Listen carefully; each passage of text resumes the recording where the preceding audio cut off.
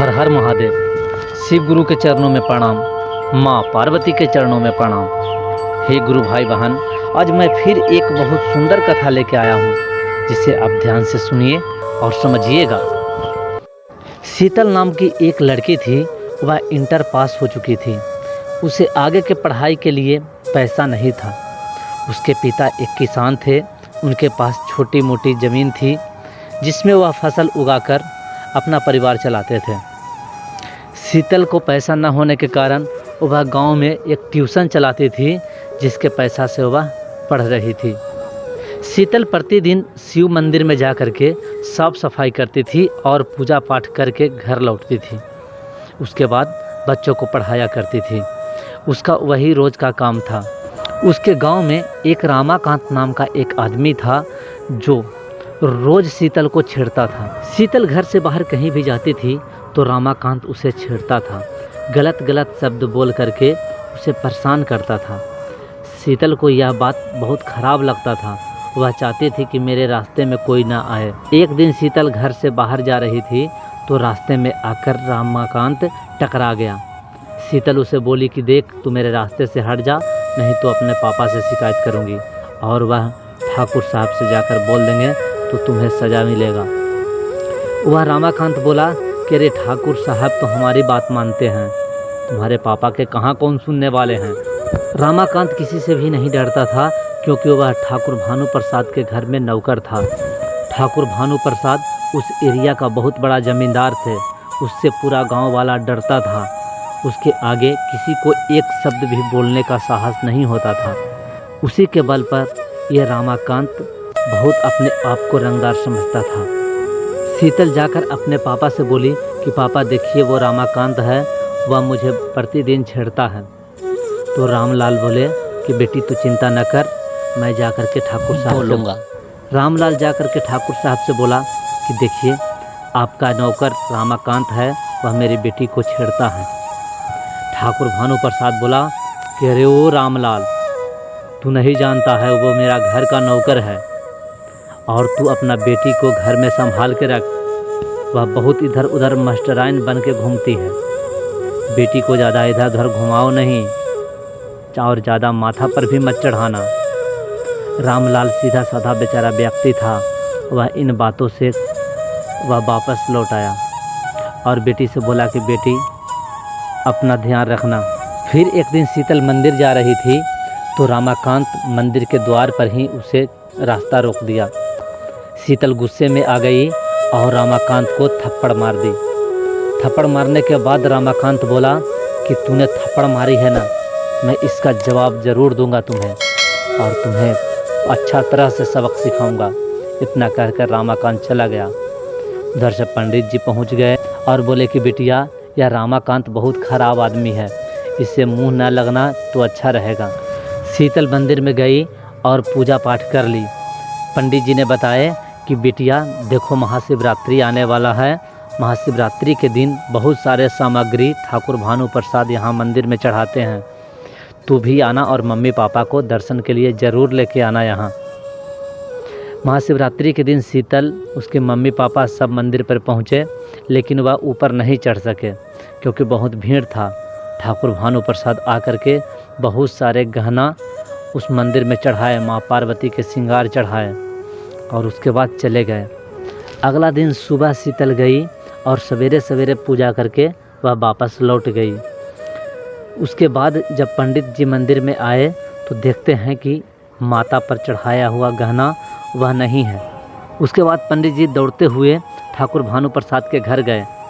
वहाँ पर ठाकुर भानु प्रसाद को बताए कि जो आपने चढ़ाए थे वहाँ गहना वो नहीं है, उसका कोई चोरी कर लिया है। यह बात सुनकर ठाकुर भानु प्रसाद गुस्सा में आ गया और बोला कि चलो जीप निकालो, चलो। उतने में ठाकुर भानु प्रसाद का एक बेटा वहाँ पहुँच गया। वह लड़का का नाम चंदन था, जिसे एक्सीडेंट हो गया था। उसमें उसका दिमाग ठीक नहीं रहता था, वह मंदबुद्धि टाइप का हो गया था, उसका याददाश्त भी चला गया था। वह चंदन बोलने लगा कि पापा मैं भी चलूँगा वहाँ पर। ठाकुर भानु प्रसाद बहुत समझाया, लेकिन वह लड़का कहा कि मैं भी जाऊँगा जीप पर घूमने। तो ठाकुर भानु प्रसाद चंदन को भी साथ में ले लिए और चले गए वहाँ मंदिर पर। मंदिर पर सब लोग जमा हुए, वहाँ पर पूछताछ करने लगे। तो ठाकुर भानु प्रसाद पूछे कि यहाँ से गहना किसने चुराया है, किसका हिम्मत हो गया कि इस मंदिर से गहना चुरा ले। उतने में रामाकांत बोलता है कि साहब, जो मंदिर में पहले सवेरे सवेरे आया होगा वही चोर हो सकता है, वही चोर आके लेके गया होगा। तो ठाकुर बोले कि पंडित जी, यहाँ सवेरे सवेरे कौन मंदिर में आया था? पंडित जी बताए कि सवेरे सवेरे तो शीतल बिटिया आती है, लेकिन उसका तो ऐसा स्वभाव नहीं है, वह बहुत अच्छा विचार की लड़की है। तो ठाकुर भानु प्रसाद बोला कि पंडित जी, आदमी को विचार बदलते हुए देर नहीं लगता। उसने एक आदमी को भेजा कि जाओ शीतल को बुला कर लेके आओ। एक आदमी गया और वहाँ से शीतल को बुला के लाया। उसके साथ उसके पिता भी चले आए। यहाँ जब पहुँची तो ठाकुर बोले कि बताओ शीतल, तूने गहना चुरा के कहाँ रखी है? शीतल बोली कि ठाकुर साहब, मैंने तो गहना देखी थी सवेरे सवेरे, लेकिन मैंने कोई चोरी नहीं की है। तो ठाकुर बोला कि तो क्या हुआ, गहना अपने आप अलापता हो गया, मंदिर खा गई। तू जहाँ से गहना लाओ तूने ही चोरी की है। तो रामलाल बोला कि हे ठाकुर साहब, मेरी बेटी गलत नहीं है, यह चोरनी नहीं है, इसका स्वभाव बहुत अच्छा है। ठाकुर बोला कि अरे तू चुप कर ज़्यादा। इतना कहने के बाद शीतल वहाँ पे रोने लगी और शिव से पुकार करने लगी कि हे शिव, मैंने आपकी सेवा की है और आज अंजाम मुझ पर लगाया जा रहा है, और वो भी आपके मंदिर के ही चोरी में। प्रभु, मेरी इज्जत रखिए। इतना सुनकर ठाकुर बोला कि रे शीतल, तो क्या नखरा करने लगी? अगर भगवान इतना सुनते तो तुमसे ज़्यादा पूजा और ज़्यादा चढ़ावा मैंने चढ़ाया है। अपने बेटे के लिए मैंने बहुत कुछ किया है इस मंदिर में। कहाँ मेरा बेटा ठीक हुआ? तू ये सब नखरा दिखाकर क्या साबित करना चाहती है कि तूने नहीं चुराई है?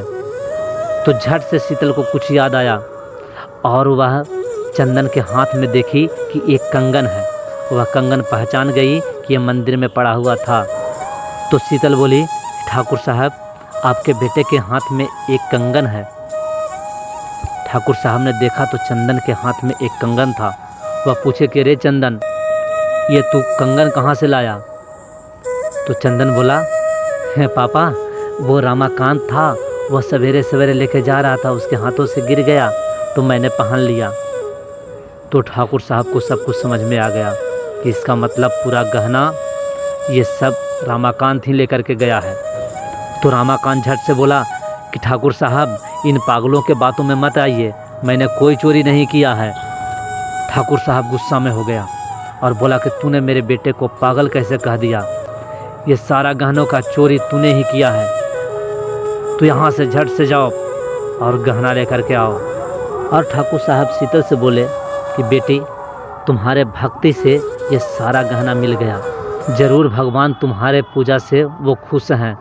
बेटी, तू एक बार भगवान से प्रार्थना कर कि मेरा बेटा ठीक हो जाए। तो वहाँ पर शीतल भगवान से प्रार्थना की और उसके बाद बोली कि ठाकुर साहब, आप अपने बेटे को बोलिए वो शिव के ऊपर मस्तक रखकर उनसे प्रार्थना करने के लिए, शिव ज़रूर कुछ न कुछ करेंगे। तो वहाँ पर प्रार्थना करना शुरू कर दिए। प्रार्थना करते करते वह चंदन ठीक हो गया और उठकर बोला, पापा आप प्रार्थना कर रहे हैं, मैं ठीक ठाक हूँ, मुझे सब कुछ याद आ गया। यह देखकर ठाकुर प्रसाद बहुत खुश हुए और बोले, बेटी शीतल, तुम्हारे भक्ति से मेरे बेटा ठीक हो गया। तो इतना में रामलाल बोले, ठाकुर साहब अब हम लोग चलते हैं, यदि हमसे कुछ गलती हो गई हो तो माफ़ कर दीजिएगा। ठाकुर साहब बोला कि रामलाल, जाने के लिए तो तू जाओ, लेकिन मैं एक प्रार्थना करना चाहता हूँ तुमसे। आज तक मैंने गांव में किसी के आगे नहीं झुका था, लेकिन आज मैं तुम्हारे आगे झुक रहा हूँ। मैं ये चाहता हूँ कि तुम्हारी बेटी हमारी घर के बहू बने। मैं अपने चंदन से तुम्हारी बेटी के साथ शादी करना चाहता हूँ। यह सुनकर रामलाल बहुत खुश हुआ और बोला, ठीक है ठाकुर साहब, मैं घर जाकर बात करता हूँ। रामलाल घर गया और अपनी पत्नी को बताया कि ऐसा घटना हुआ था। उसकी पत्नी भी बहुत खुश हुई और समय के साथ उसी मंदिर में चंदन और शीतल का विवाह हुआ। वहाँ शीतल, चंदन, ठाकुर साहब सब बहुत खुश थे। यहाँ रामलाल और उसकी पत्नी खुशी खुशी अपने घर में रहने लगी। इस कहानी में शीतल के भक्ति से शीतल का अच्छा घर, अच्छा वर, अच्छा परिवार भी मिला और ठाकुर साहब मंदिर में जो पूजा करते थे और चढ़ावा चढ़ाते थे, उसके कारण उसका बेटा ठीक हो गया और लक्ष्मी की जैसी एक बहू भी मिल गई। तो गुरु भाई बहन, यह कहानी आपको कैसा लगा कमेंट में ज़रूर लिखिएगा और वीडियो को लाइक और चैनल को सब्सक्राइब ज़रूर कर दीजिएगा। हर हर महादेव।